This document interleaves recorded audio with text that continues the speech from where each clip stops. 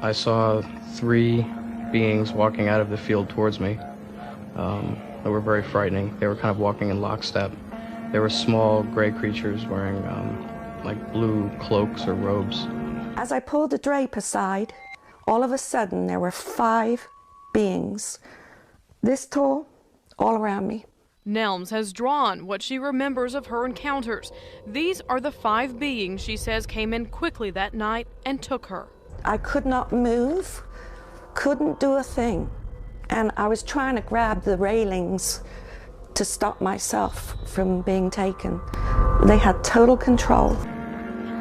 At that point, something caught my attention on the other side of the field, and I turned and I saw another being, which when I made eye contact with it, all the fear went away immediately. It was the most intense emotions that I've ever felt at any time in my life. This is the being that talked to me. He said in a very monotoned voice, "Jane, it is your time to come." And I said, "I am not going anywhere." I see a small gray female being sitting there just waiting for me to spot her. And then she, I don't know whether she flew or what, but she sure came across the bed fast right up to my face and steered right like this. The focus of the entire enterprise seems to me to be unmistakably on reproductive issues. I've been on a table and I've seen something removed from my body, a fetus, a baby. It was so small I couldn't believe that it could live on its own. And then the next thing that followed after that was that my legs were being spread apart.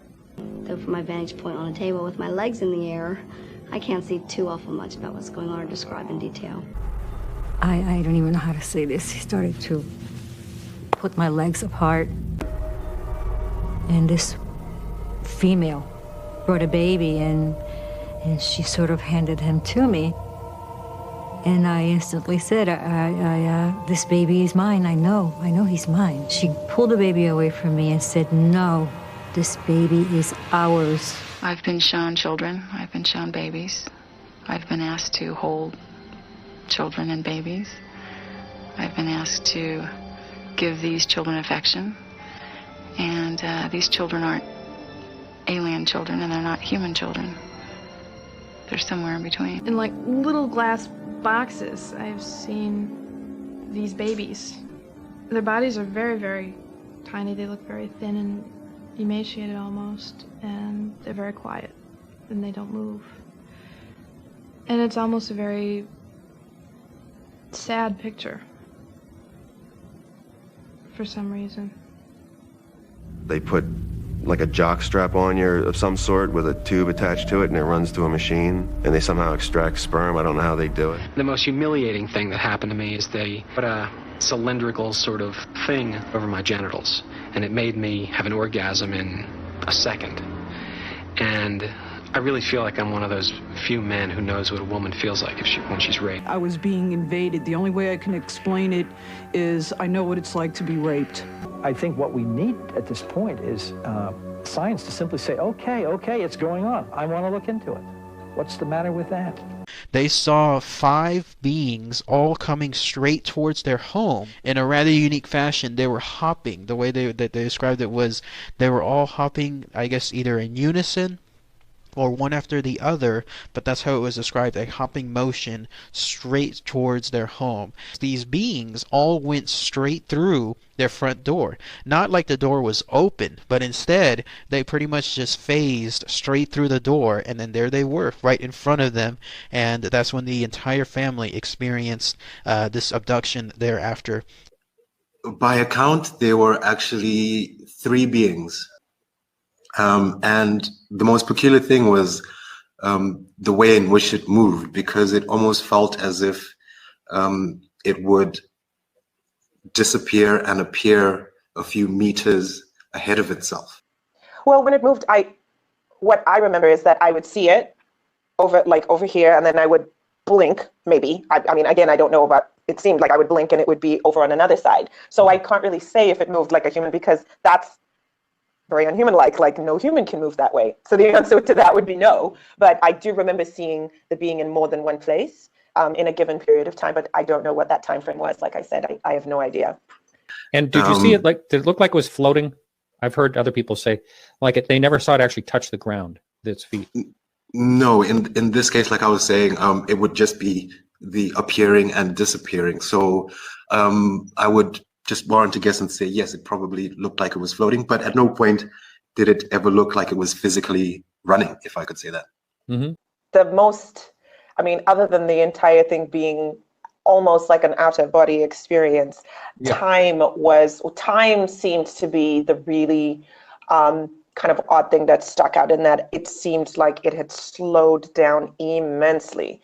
I had no concept of time. I had no concept of time from the time that I had seen the flashing lights to the time that I saw the being to when I let go of my friend Emma's hand. I do not know how much time went by. It seemed like everything was moving really slowly.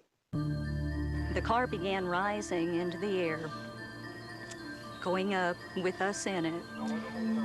And after a period of time of this sensation of extreme speed rising upward, being pulled by some force that would not let go,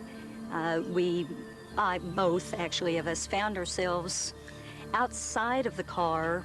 We were not any longer seeing it.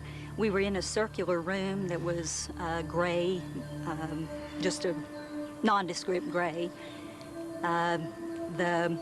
She and I were both standing there. There was a hallway in front of us, and there were several gray aliens that came over and took my hands and began walking me down the hall. Can you describe the aliens? How high were they? Do they have hands, feet, face? They do, yes, ma'am. They have very large heads. They're probably about 3.5 to maybe 4 feet tall. The eyes are very dark, slanted, larger than human eyes. The mouth is nothing but a slit. I didn't notice any ears. The nose, to me, all I could see was just a little, tiny little structure. It didn't look like it was really used. They're very thin. They do have 2 arms, 2 legs. The arms are longer than our arms. The hands are very different. The ones I saw had only 4 fingers, basically. One could have been a thumb and 3 fingers. They're longer. They had what appeared to be, to me, a kind of a fleshy pad on the end of the fingertips, almost like a suction pad, like on a frog type of thing. They're very non-human looking. What did they do with you? They brought me to a room that was brightly lit. They left Mother standing at that point. That was all I could recall, was that Mother was still standing back there. They brought me forward into a room which looked exactly, well, not exactly, but it's reminiscent of what a doctor's office would look like. It appeared to be a medical room. There was a table in there, and they led me over to the table. And somewhere in the process, I was disrobed, and they laid me upon the table and performed some kind of medical procedures. They appeared to be gynecological in nature. And after a time of performing these procedures, they finally got through with whatever they were doing. And then they got me on up from the table. The next thing that I recalled was being led out of that room into another room where this was a larger room. It was not as brightly lit as the medical room was. And in the center of this room was what looked like a man-sized tube, basically of glass or something clear, plastic, something. And standing in that tube was Mother, just standing there, unmoving. And when I saw her, I was very distressed. I had the feeling, I didn't know really if Mother was alive.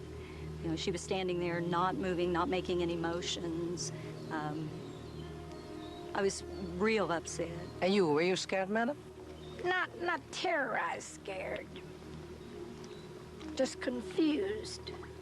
You know, where are we? What's happened?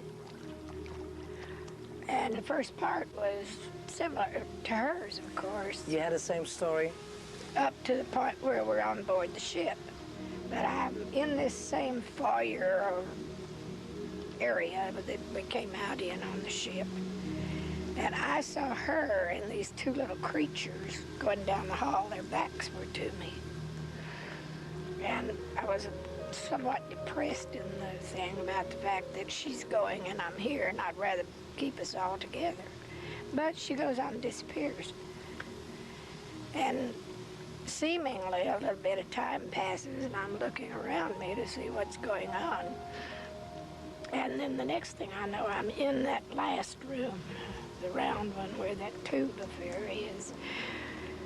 And in that room, I was never aware of the tube, but I did see the wall with the instruments on it. They looked like computer readouts, except they were scrolling from the right to the left instead of up and down like American ones do.